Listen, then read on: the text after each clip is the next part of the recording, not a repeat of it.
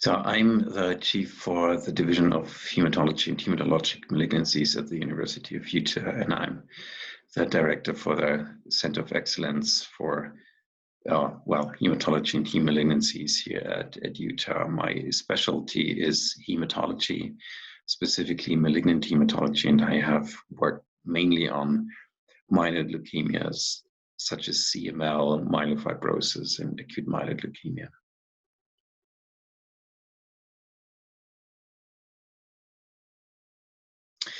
Immune compromised means that your immune system is not quite as functional as in a completely healthy person. And that can be either very subtle or it can be much more severe. But it means that you have a higher likelihood of becoming sick or becoming infected with certain pathogens in the environment.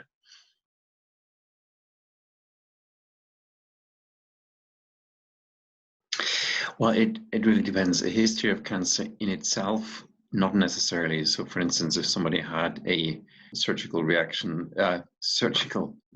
of colon cancer, that would not imply any increased risk for infectious complications. If you had a history of cancer that included a stem cell transplant for leukemia, and you were still taking medications to prevent graft versus host disease, that would clearly affect your immune system, and so that would put you at much higher risk. So it really depends very much on the circumstances.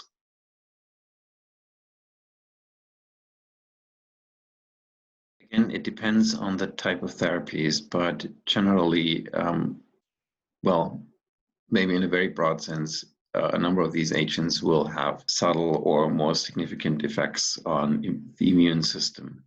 And how exactly these effects on the immune system will affect their likelihood of being infected with coronavirus or getting sick from coronavirus. It's hard to tell at the moment because there's so much that we don't know yet about how this virus works and what kind of immunity you need to defend yourself against it.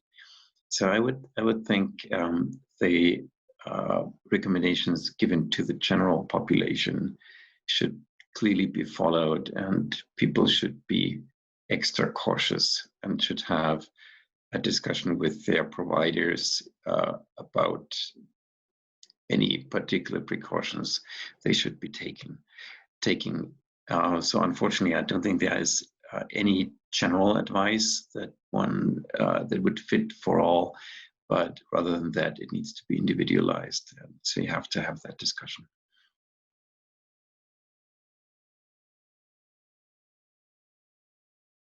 Again, it depends very much on what the risk of the cancer is and what advantage and survival improvements or quality of life improvements one can expect from initiating therapy. So, for instance, one scenario would be adjuvant chemotherapy for breast cancer, where you might be able to reduce the risk of recurrence and the risk of death from breast cancer by single-digit percent points, maybe less than 5%.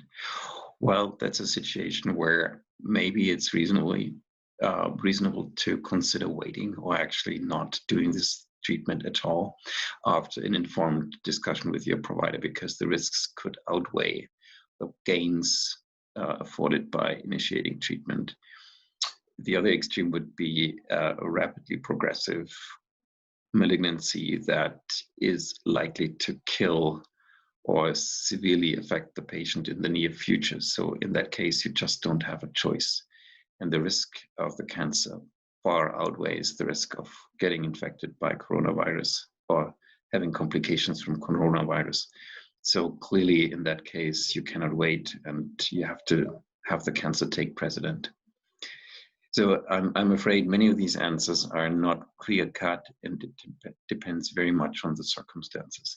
I don't think there is anything that is completely excluded or completely safe. So you have to be individual.